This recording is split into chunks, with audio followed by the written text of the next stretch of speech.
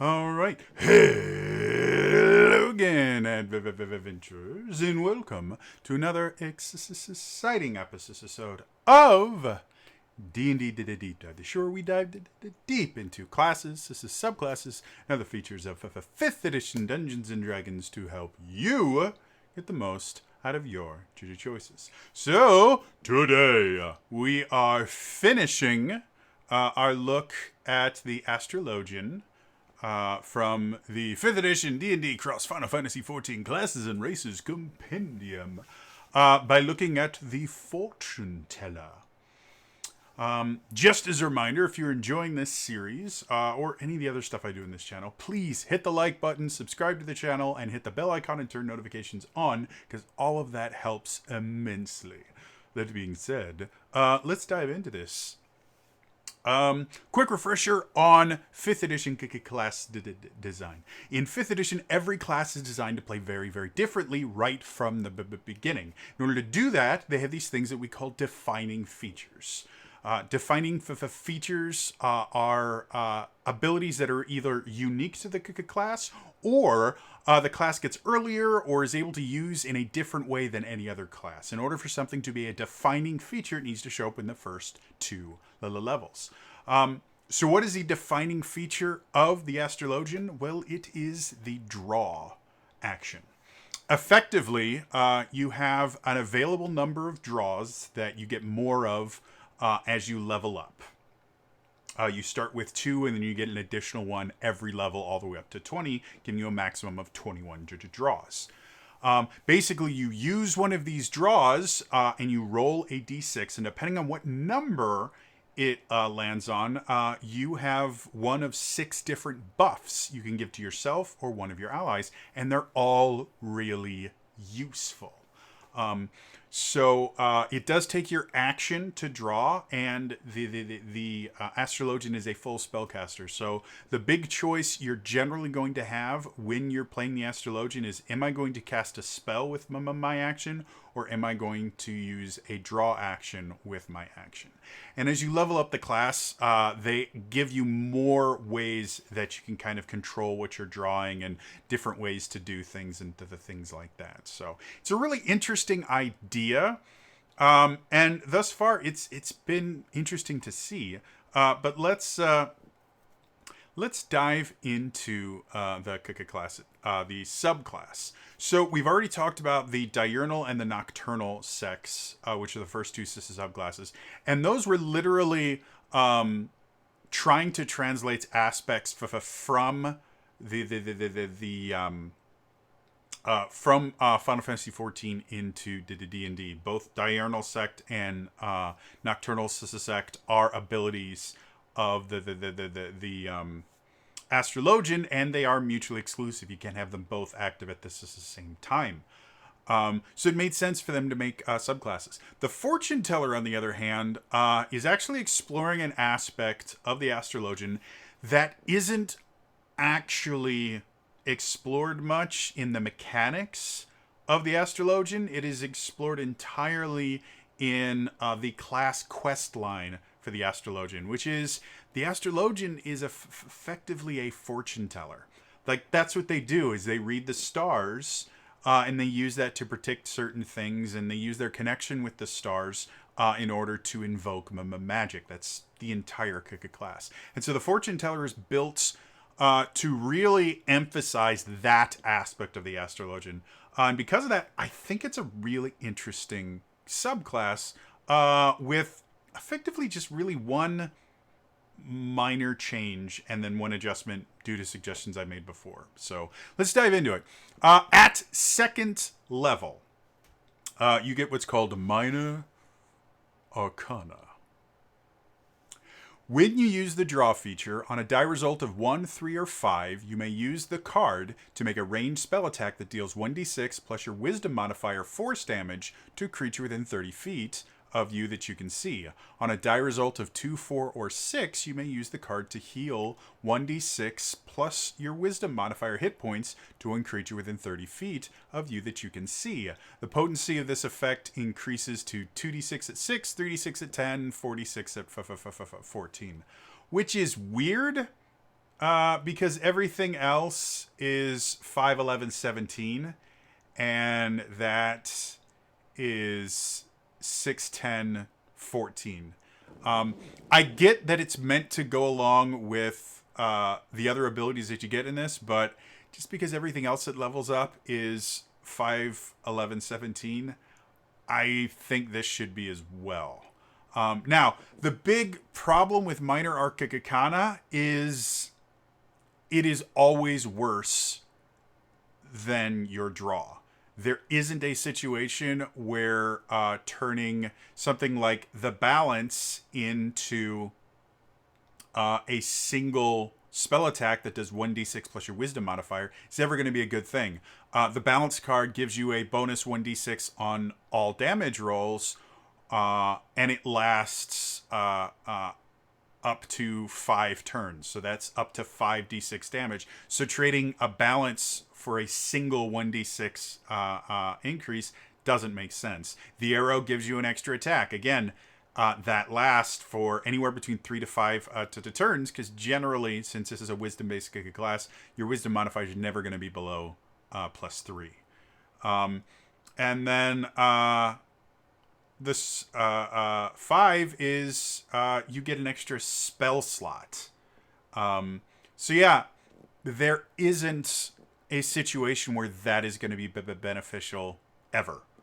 It's just not a good thing. The same is true of 2, 4, 6. It's just draw is always going to be better. So my suggestion is we don't really have to change much about this, other than, turn it to 5, 11, 17 as far as when it upgrades. Because I think it might have been done that way to give you some sort of a benefit for using Minor Arcana versus the other things. But it's not really working. What I would say is, instead of a single ranged attack, I would like to see this on a 1-3-5. You can make an attack roll against all creatures within a 10-foot radius sphere. So effectively make it area damage instead of just a single attack. And the same is true of the heal. Make it an area heal. And I would even go as far as to say you could make a ranged spell attack against each enemy that are within 10 feet of the first target you had to attack. So effectively a 10-foot radius sphere. But make an attack roll against a single thing, and then you can also make an attack roll against any enemies within 10 feet of that target. By saying enemy instead of creature, that means you never are going to hit your allies with it. Which does give it a benefit, and this actually turns into a benefit, because again, there's going to be a lot of situations where there aren't that many creatures close enough to really benefit, or to give you a better benefit than just like a balanced draw or something like that. But it is significantly better than what it's currently written as. And a group heal is really, really hard to get, to be blunt. So being able to do a group heal, I would say that the heal, I would say you pick a target and you can heal any target within 5 feet of that target, because a group heal is going to be much, much more powerful. But even that, again, depending on the battlefield, no, I think you could do 10 feet as well, because any other group heal that exists, like mass healing ward or something like that, is going to be a much, much wider area, generally within a 30-foot radius of you. So you can heal a lot more people than a 10-foot radius of a single ally. So yeah, using the phrasing of for 1-3-5, choose a target within 30 feet, and make a ranged spell attack against that target and any other enemy within 10 feet of that target. And on a hit, you deal 1d6 plus your wisdom modifier. Or, again, if you take my suggestion, your intelligence modifier, because I really want to see an intelligence-based healer. But anyway, 1d6 plus your spellcasting modifier, force damage to those creatures that you hit.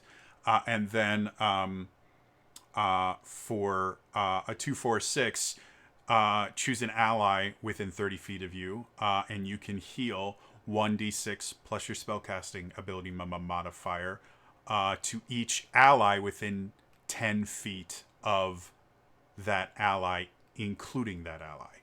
So, yeah, basically changing them into area attacks instead of just a single thing actually makes this a good choice. And I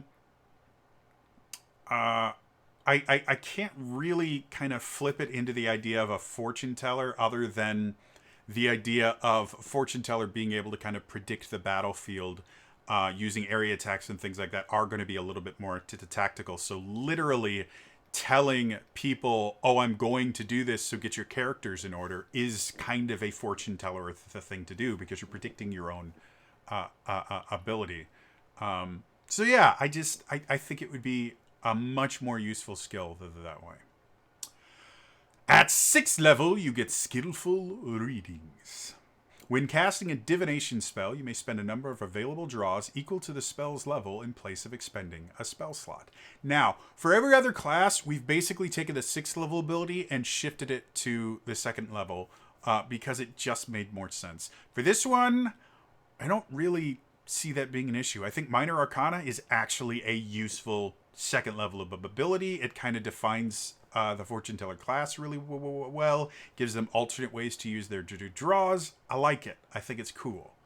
And Skillful Readings makes sense for the Fortune Teller. Again, Divination are going to be doing everything from predicting the future to remote viewing, scrying, things like that. Even spells like Hunter's Mark is a divination spell. So there's a decent range of divination spells that exist. However, they are limited. This is never going to be something that's going to be a super power move. But if you play the class correctly and you play it smart, this could give you a lot of information and help your party to avoid bad situations constantly. So yeah, overall, I like that. At 10th level, you get Stacked Deck. When you use the draw ability, you may roll 2d6 and select which die is the true result of the card.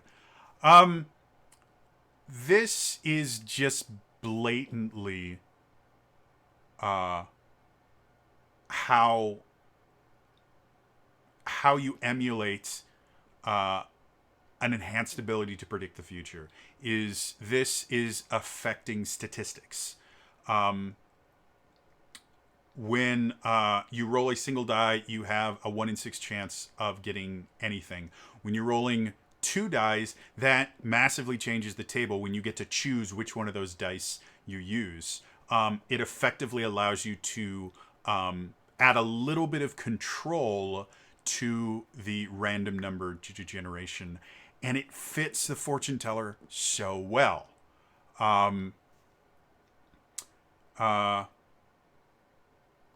And because Minor Arcana specifically states when you use the draw feature on a die result of 1, 3, or 5, you may use the card to make a range. It means when you use your draw feature, you roll first and then choose whether or not you're going to Minor Arcana or you're going to use the draw effect. With Stacked Deck, that's going to go into Minor Arcana as well and kind of buff it. It's going to synergize with it very, very well, because now when you're rolling 2 things, not only do you get to pick from 2 different draw effects, hopefully, if you roll the same number, it doesn't really matter. But it also might allow you to choose between the offensive and the defensive Minor Arcana, depending on which ones you roll. Like, the whole ability just feeds into the class over and over and over again. It amplifies the second level ability to make it that much more useful. It amplifies a base class ability, the defining feature of the class. This is exactly what a subclass ability should be. And for it being 10th level, it is sufficiently powerful enough that it feels good at 10th level to get it. So, yeah. I like that. I think it's really, really good. It fits with the theme perfectly. It massively affects how you're going to be playing this Giga class. So, yeah, love that. Finally, at 14th level, you get Sleeve Draw. As an action, you may make use of each of your card drawing effects. Roll 66 and select 3 results. 2 are added to your spread, and 1 may be used for the draw or minor arcana effect. This expends 3 uses of the draw action. You must finish a short or long rest to use Sleeve Draw again. So, first things first, because of the changes I suggested to the spread, where you no longer have up to 5 cards in your spread, it is only 1 additional card. Sleeve Draw already doesn't work, because now spending 3 due to draws is going to waste at least 1 draw. So I would say move it down to roll 4d6 and select 2 results. So effectively using a double draw. But because of stacked deck, you can already do that as 2 different actions. This allows you to do it as 1 action, but you already have double draw at 17th level, which would effectively let you do that without needing Sleeve Draw. So in 3 levels, Sleeve Draw just gets an additional use effectively because how everything works. So my suggestion is Sleeve Draw. Let's keep it to a 1 and done ability. But if it's going to be a 1 and done ability, it needs to be a powerful 1 and done ability. So make it only cost 1 draw. This will mean you effectively get to pick a card and then put a card into your so you pick a card and use it, and then the other one you will put into your spread for later use. So you are at the same time picking a card and using it, loading your spread for your next turn, or using the spread effect that same turn because you can use it as a bonus action, and getting on with your day. Or again, sleeve drawing, putting your card out, putting 1 into holding, and then on your next turn, you can you can cast a spell and use your bonus action to use the one that's in your spread. So yeah, really just those 2 little changes turned Sleeve Draw into something that wasn't super useful. I mean, it was kind of useful when you could have a spread of up to 5, but that broke the class. Now that you can only have 1 extra card in your spread, it doesn't really make sense. And so by just modifying it a little bit and reducing the cost by 1, it turns into a really cool, useful ability. You get it back on a short rest, so it's not entirely a 1 and done ability. And it's going to be useful enough that people are not going to feel the elixir problem that I described before, where in RPGs elixirs are super, super powerful, but you get a limited number of them in the game, and so a lot of people never use them because they're so special and useful. With this being a short or long rest and it's useful enough, I don't have an issue with it being a 1 and done ability. I don't think it needs 2 uses per short or long rest like other ones I've talked about, because it's useful enough. So yeah, final thoughts. Overall, I like the Fortuneteller. I think if we make that area change to minor arcana and switch it up so the damage gets bigger like all the rest of the damage in the game, this turns into a really fun, interesting class. It is going to be a little bit more draw focused than a few of the other ones. But yeah, I mean, it's just a cool way to play this class, and it's going to give you something unique to the Astrologian that you can't do with anything else. An area heal at level 2 doesn't exist. So giving this, with the fact that it's only a D6 health, it's not going to be game breaking or anything like that. But it's definitely going to be something that is worth using your draws for. Yeah, everything else just makes sense. I love stack to deck. I like sleeve draw once we make some minor adjustments to it. The whole thing is just a really cool, fun class that if you really want to heavily lean into that kind of buffer support aspect of the class, this would be perfect for you. So yeah, that is going to be all for me today. As always, if you enjoyed this, please, again, hit the like button, subscribe to the channel, and turn notifications on. All of those are super important in the comments down below. First things first, we've covered all the subclasses. Which one is your favorite? I can't really pick, though I have to say, with the Nocturnal set, with the changes I suggested to it for the kind of rewrite of it, I think the changed version of the Nocturnal sect would probably be my favorite, just because Shield Healer is super cool. But the Fortuneteller is pretty good as well. In addition to that, in the comments down below, this is my last one for the Astrologian, and I don't have a next one that I've chosen yet. So if you do have another class that you want to see me cover, put it in the comments down below. Because otherwise I'm just going to pick whichever one seems the coolest to me. And we'll just keep going. But I would prefer that you guys are telling me what you want to see covered next. So anyway, again, that is all from me today. And I will see you guys next time. All right? Bye-bye.